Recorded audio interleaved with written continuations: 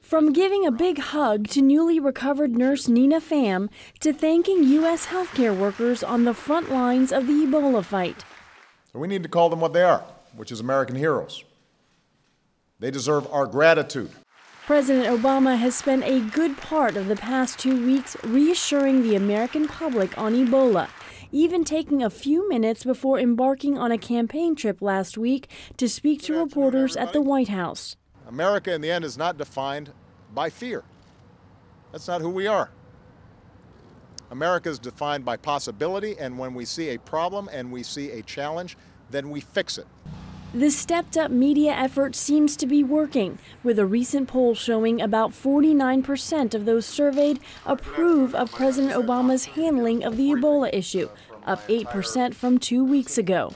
George Washington University professor Matt Dallek. All of these aggressive ways in which the White House has been trying to kind of push back on the story, demonstrate that it's in charge and that it is effective, have been helpful politically. But it's not just President Obama who's made Ebola a central issue in recent days. New Jersey Governor Chris Christie, seen here campaigning for Republican candidates, made headlines after he ordered the quarantine of an American nurse who had returned from treating Ebola patients in West Africa. We're not going to take any risks with the public health in New Jersey.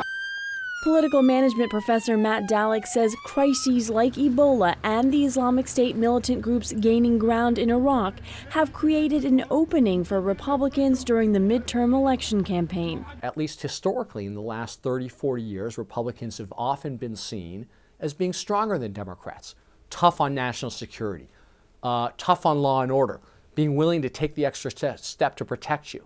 While global crises have influenced U.S. midterm campaigns, the impact of Americans' fear of Ebola will likely be made clear on Tuesday when voters decide who should represent them in Congress. Aru Pande, VOA News, the White House.